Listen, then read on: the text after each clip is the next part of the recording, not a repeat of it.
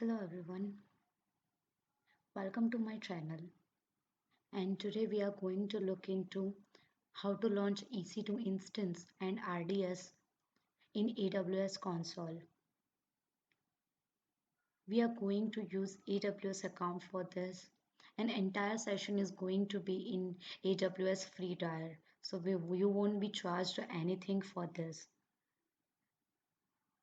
As a prerequisite,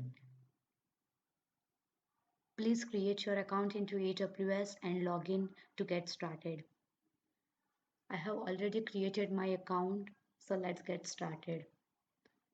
I have logged in into my AWS account and here is the home screen. Now I have to go to EC2 to launch AWS server. Let's click on EC2.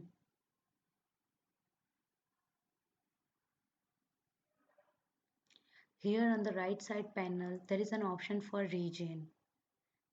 For this video, I have chosen Ohio region. You can choose a region which is closest to where you are from. Let's click on running instances. And as you can see, this is my new account, so there is no running instance right now. So let's get started with launching our instance.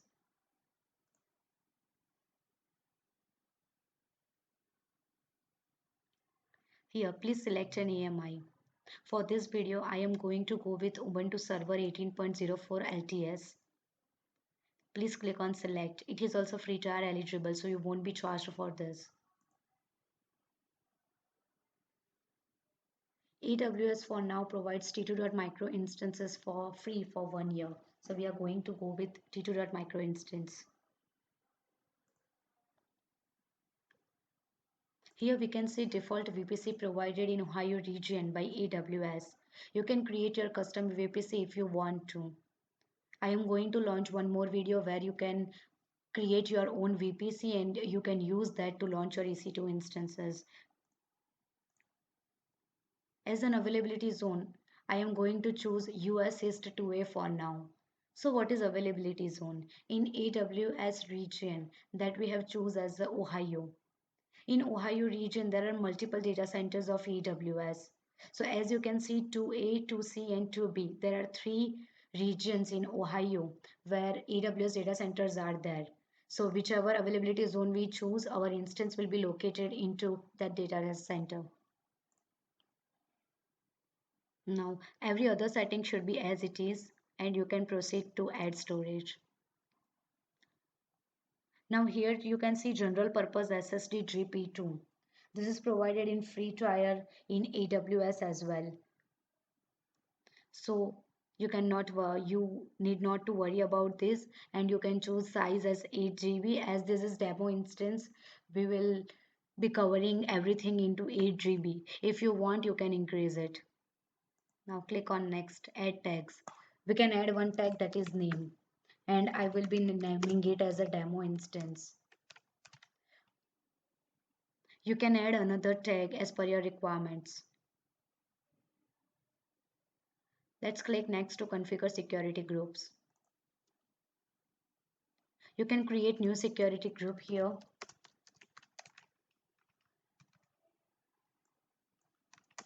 We will be require port 22 to SSH into our server.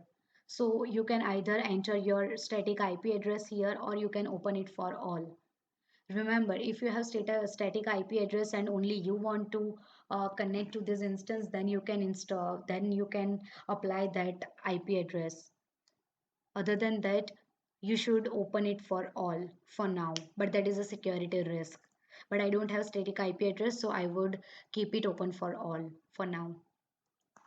Now as you click on review and launch, you can see all the settings that you have done till now. You can see instance details, everything that you have selected, storage and tags. So you can verify each and every details. If you have any doubt regarding any of the steps that you have made, you can go to the previous section and change them. Now when I click to the launch, I will require to launch it with a key pair. Now as I don't have any key pair right now in this instance, I can create a new key pair. and I will name it as same as my instance name, demo instance. Remember, you have to store this key at somewhere safe and secure, because only with this key you will be able to log into your EC2 instance to do some operations. And please do not share it with anyone. So let's click on download key pair and click on launch instance.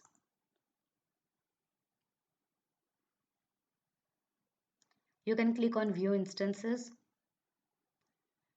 and as you can see here, AWS is already launching our instance with the details like our public IP address, public DNS address would be this, our public IP address would be this. It is launched in 2A availability zone as we selected. Now one more point other than this.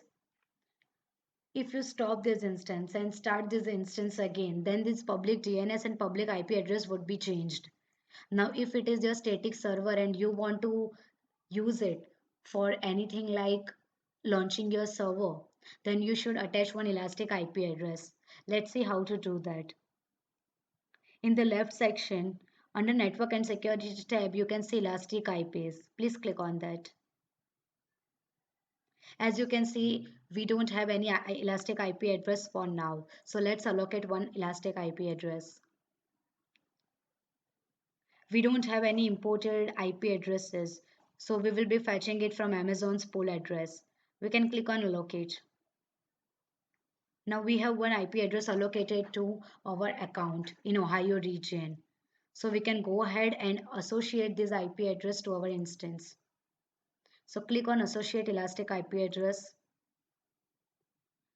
In the instance, when you click on choose an instance, you can see that there is one instance that we have just created. So choose that instance and click on associate. Now let's go back to EC2 instances. Let's scroll up and there is instances. And you can see that there is an IP address associated with our server. And no matter how many times you stop and start this instance, this elastic IP is going to be static. It is still in the status checks are still into initializing phase. Let's wait for it to complete. If you have noticed your downloaded file, it must be in a PEM format. So if you want to use it in Windows machine, you need to convert it into PPK, and then you can use a tool like PuTTY to log into your instance via SSH. So when you install PuTTY, I have already it installed. So you can search for PuTTY and open that. Now you already have a key. So click on the load.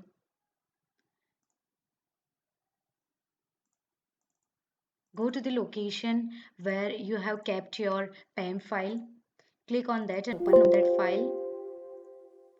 And now please click on see private key. Please press yes and give it the same name or whatever name you want to keep. And it will save it in the into PPK format. Now we can use PuTTY to log into our instance. In a host name, let's type ubuntu @ IP address that we have got. And into SSH section, let's add our PPK file.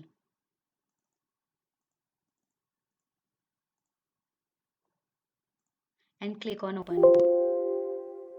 Please press yes.